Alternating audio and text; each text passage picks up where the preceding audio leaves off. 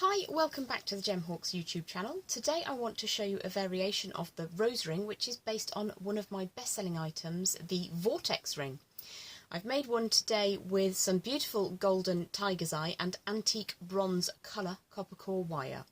So I hope that you will enjoy this. Let me know what you think in the comments, or follow me on Facebook and just let me know what you would like to see more of.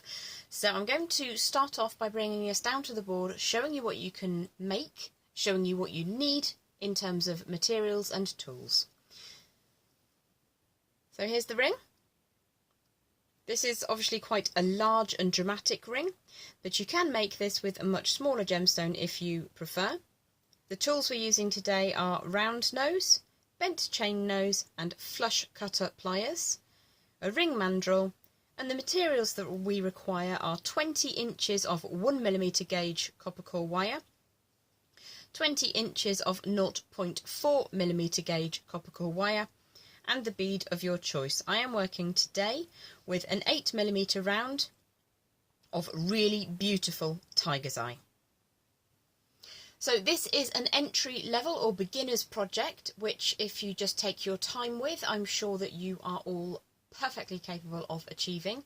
As I said before, it's one of my best-selling designs and I really love to make these. If you are having a moment where you've perhaps lost your get up and go with jewellery, this is one of those designs that you can get through and then be quite proud of yourself, because it's such a pretty design, but it really isn't that complicated to create. So I'm going to move some of my tools out of the way and hopefully my bead won't end up on the floor. We're going to start by forming our basic ring form, which we're using the 1mm gauge wire for. And what we need to do is size this up about 4 sizes if we're looking at an 8mm gemstone, because when you look at the design you'll see that part of it rests under where the shank of the ring passes. So although we will be able to elevate it slightly, you do need to take into consideration then that the gemstone will sit slightly lower, and unless you have very squishy fingers you do need to allow a little bit of extra size, somewhere between 1 and 4 extra sizes depending on the size of the gemstone that you're using. So to begin with, I'm going to pop this around the ring mandrel, and I'm going to do this at around about a size Q and see how we get on from there. So I have pre-conditioned my wire as we discussed in the basic wire handling tools, basic wire handling and tips, and I'm going to get that to skirt around 4 times as you look at it from above, and I'll show you what I mean. I'm going to sit that centrally to prevent wire wastage. We're going to get that to sit centrally, and we've got 4 passes of wire. We're just going to open that up so you can easily see 2 underneath, cut wire this way, 2 at the top, cut wire that way. If you flip the design over you'll see only 3 passes of wire. For the next stage of the demonstration we are going to remove this from the ring mandrel. Now because we're working with nice fluid copper core wire, which is a semi-soft or soft wire, you do have the opportunity of mangling it slightly, deforming it so that it comes off round. So just do take care to ensure that you're holding that cautiously and that you're not going to give it too hearty a squish. We will pop this back on the ring mandrel for several more parts of the demonstration. So let's just move that for now. I'm just going to open that out slightly so it's easier for me to see what I need to see. I'm going to bring in my 0.4mm gauge wire. You can do this with 0.5. 0.6 is slightly tougher on the hands. I'm going to find the central section of my 0.4mm gauge, and this again is around about 18 to 20 inches in length. I'm going to begin by putting the centre of my 0.4mm gauge over the centre of the ring shape that we have created. And if you can see, the cut tail of my wire is going to come over the top of those 2 passes on this side and back up the centre on the same side as the cut wire. So we come all the way around, and rather than going up this side, which is not cut, that's a sealed side, we're coming up the side where we have that tail of wire which has an end. So I'm going to draw that all the way around and get that really nice and firm over the top. I'm going to now pass the wire, the fine wire, the 0.4mm gauge, around about 6 or 7 times around the 2 sections of wire that we just looked at, and I'll show you that as we go, but I wanted to explain that I'm doing it 6 or 7 times to reflect the size of the gemstone I'm using, because we want to get a really nice firm grip on the shank of the ring, but also we need a little bit of space between the centre of the drill hole of the gemstone and where we're going to start moving the wire across the shank later. If you are working with, for instance, a microfaceted, a 2, 3 or 4mm gemstone, then you only really need to do 3 or 4 passes of wire at this stage. But you will see as you are working, when you get the gemstone on and you start working on the second side, you'll see what looks aesthetically pleasing to you. So I'm just going to take that tail around here and back up on the same side of the coil, pull that nice and firmly into position. So that's 3 passes, 4 passes, nice and firmly, keeping those squished up together. You can of course use your pliers to do that squishing if you like, but please take care that we're not squishing the ring form out of shape. So that's coming up on the correct side. I'm just going to support the coils as I bring that into position, and then all the way up again. So I think we've got 6 passes there, 5 or 6 passes, so I think we'll do one more. Now in terms of aesthetics, it always works for me if I have the same number on both sides, so you will just need to check that before you continue. What I'm going to do is now flip the ring over so that we basically put that upside down, and we're going to work on this side. So what I need to do is grab the gemstone and slide that down the cut end of the wire that passes over the centre of the ring. Pop that through the drill hole and down it goes. So you can see at this stage, if I show you sideways, the reason we talk about sizing up the ring slightly is that you have the gemstone is currently sitting beneath the surface of the wire as it would interact with the finger. Now in the course of the design it does tend to lift up a little bit, but not always a great deal. So just bear in mind that this could be one size larger than your client or yourself would generally need it. So I'm now going to repeat on the second side exactly the same thing. I'm coming over the top of the 2 passes of wire on this side, back up through the centre and encircling around those 2 lines only. Now at this stage you will have a tendency for things to get slightly away from you, so just support your bead that you're working with whilst you draw this around, always being cautious that we're not squishing the ring out of position. So I'm going to continue to wrap around those 2 lines, like so. So I think we've got 3 passes, 4 passes, and just keep that in position as you go. You can use the tools, but for me I just want to make that nice and tight by utilising my nails for the moment. So I'm going to do another couple of those. You will be able to bring this up to your face and check the number and just make sure that they are the same so that you have that sense of symmetry. We'll go for one more and then we'll call it a day on going all the way around both of those.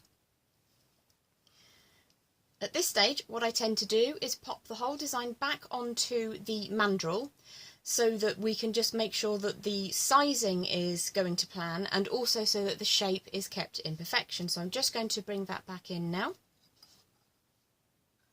Just slide that on and just make sure that both sides are reflecting the same kind of size.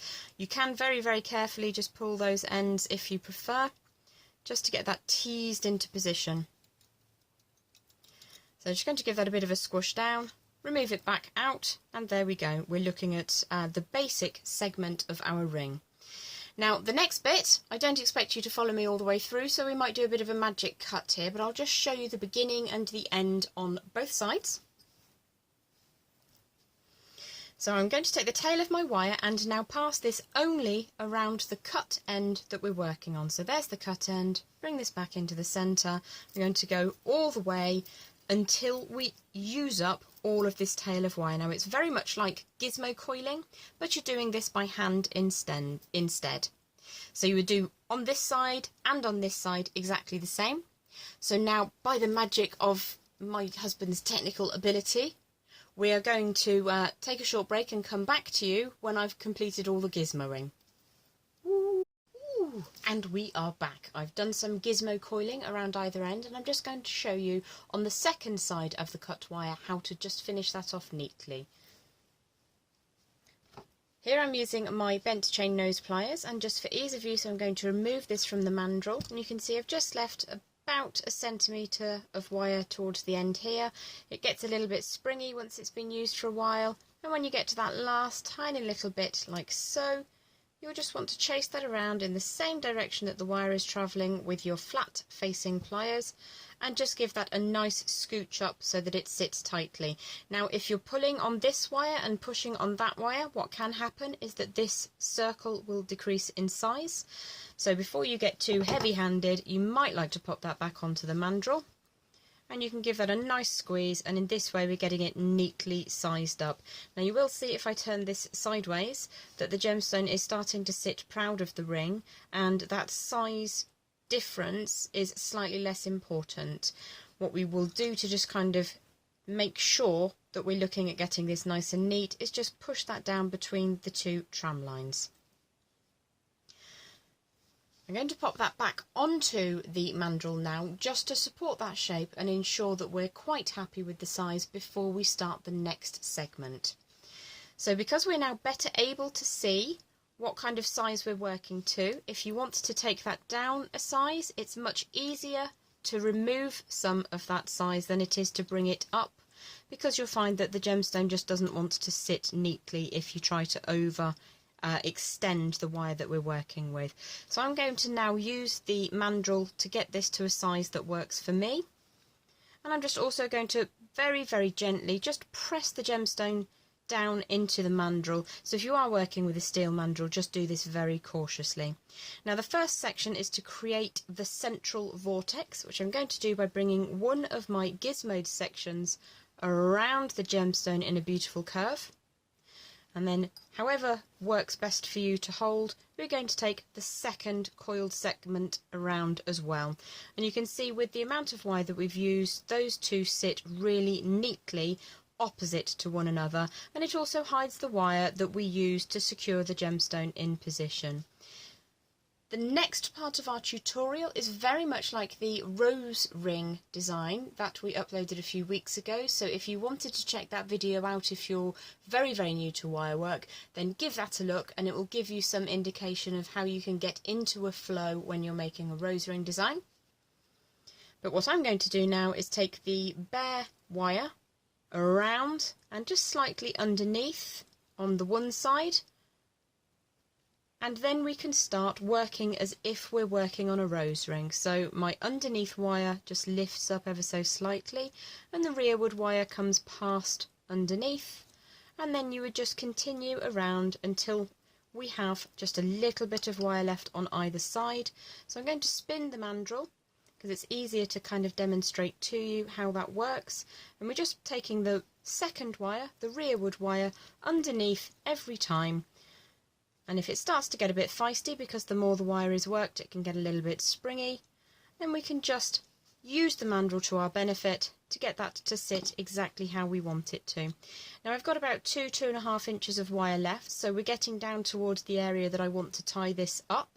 So I'm going to take that second wire around the outside and then underneath, just ensuring that the first wire we're looking at is elevated in the central section where the shank is, second wire around, and then push them both down. So this is what we are looking to be working with. We've made ourselves a little nest with a vortex in the centre, and now I'm going to trim those so that they are similarly sized. So we're going to lose maybe 1 centimetre off this side, so that we're now working with the same size of wire. Now it is easier if you work with tools to help you draw these tails of wire now through the centre of the piece that we're working on. So I'm just going to remove that carefully from the mandrel, and you can wiggle that if you're working with a wooden one. Be careful if you're working with a metal one. So in much the same way as we did with the original rose ring, we've got a tail. And we're going to take that tail through the centre of the ring itself, pushing that down without deforming the shape of the ring that we're working with, and then rescuing that tail and bringing it back up the other side. So I'll show you that again. I'm just going to very gently bring that together a little bit for the time being, and continue that back in its original direction. And what we're doing here is we're locking the size of the ring and drawing those 3 passes of wire that sit underneath all together. So if you pop that back onto the mandrel, you'll be able to see much better that they are drawing together and becoming a much neater shank for long-lasting wear.